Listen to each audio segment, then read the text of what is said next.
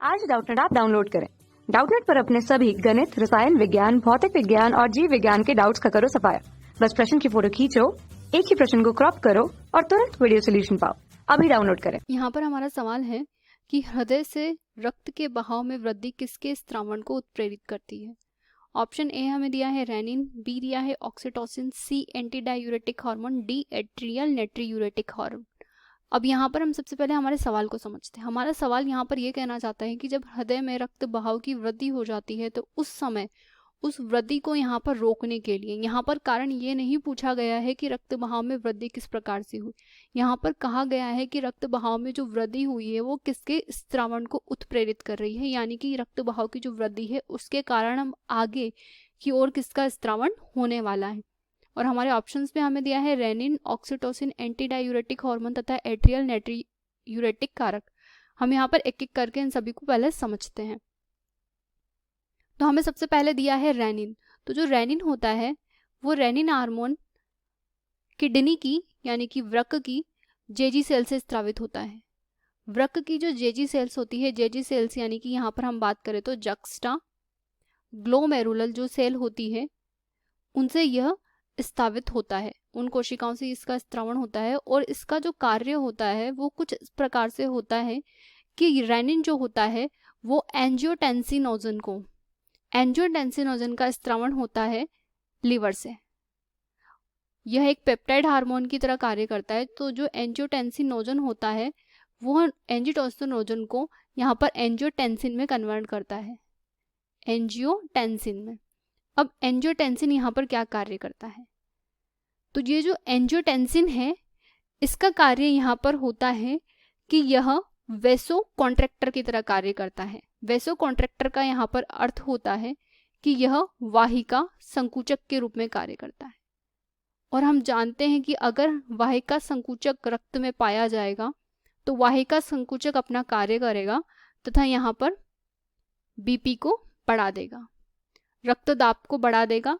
रक्तदाब के बढ़ने के कारण रक्त के आयतन में भी वृद्धि होगी और आयतन में वृद्धि होगी, यहाँ पर बहाव तेज हो जाएगा। तो इस प्रकार से रेनिन यहाँ पर कार्य करता है। अब हम यहाँ पर सेकंड ऑप्शन देखते हैं।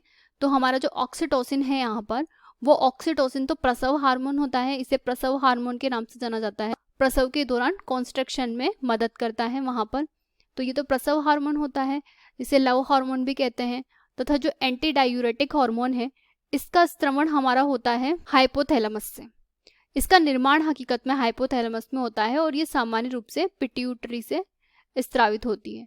तो जब ये पिट्यूटरी ग्रंथि से स्त्रावित होता है तो एंटी डायूरेटिक हार्मोन यहाँ पर कुछ इस प्रकार से कार्य करता है कि यह यहाँ पर पानी की मात्रा का निर्धारण कुछ इस प्रकार से करता है।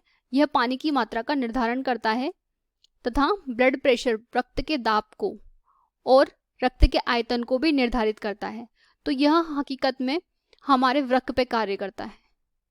वृक्क पे कार्य करेगा उस वक्त यहाँ पर ये ब्लड प्रेशर और ब्लड वॉल्यूम पर दोनों को कंट्रोल करेगा और यहाँ पर ये अधिक से अधिक पानी के अवशोषण पर ध्यान देता है। तो ये पानी के अवशोषण के दौरान उसके बैलेंस को बना के रखने के लिए यह कार्य करता है।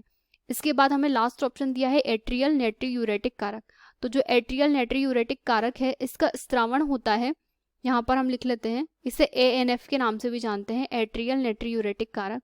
और जो एट्रियल नाइट्रियूरेटिक कारक होता है इसका स्त्रावण होता है हमारे हृदय के आलिंदों से और यह की भित्तियों से स्त्रावित होता है। आलिंदों की भित्तियों से स्त्रावित होने के दौरान में यह कार्य करता है कुछ इस प्रकार से कि यहाँ पर यह वेसोडायलेटर होता है। वेसोडायलेटर का अर्थ है यहाँ पर यह वाहिका प्रसारक की तरह कार्य करता है। और हम जानते हैं कि अगर वाहिका प्रसारक की तरह कोई कार्य करेगा तो उसे बहुत ज़्यादा जगह मिलेगी और ज़्यादा जगह मिलने पर आसानी से निकल सकेगा।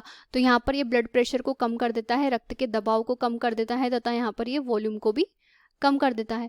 अब हमसे सवाल में ये पूछा है, हमारे सवाल में सबसे पहले चलते हैं हम। तो हमारे सवाल में हमसे पूछा गया है कि हृदय से रक्त के बहाव में वृद्धि के किसके स्त्रावण को उत्पन्न कर। रक्त के बहाव में यहाँ पर वृद्धि है, इसका मतलब यहाँ पर यह बोला जाता है कि यहाँ पर ब्लड प्रेशर बढ़ रहा है, बीपी यहाँ पर बढ़ रहा है। तो बीपी की वृद्धि के दौरान किसके स्त्रावण को उत्प्रेरित किया जाएगा, तो इसे कम करने के लिए यहाँ पर स्त्रावण किया जाएगा।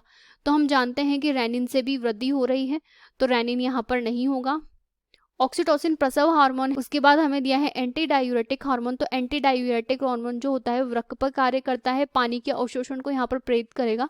तो यहाँ पर जो बीपी और ब्लड वॉल्यूम है उसको ये कंट्रोल करेगा, तो ये उसमें भी वृद्धि करता है, यहाँ पर इसमें भी वृद्धि होती है।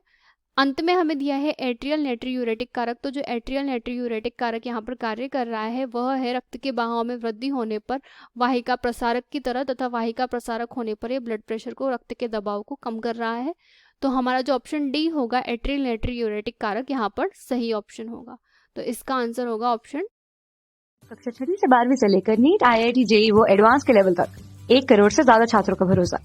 आज ही डाउनलोड करें डाउटनेट ऐप या व्हाट्सएप करें अपने सारे डाउट्स 8400 400 400 पर।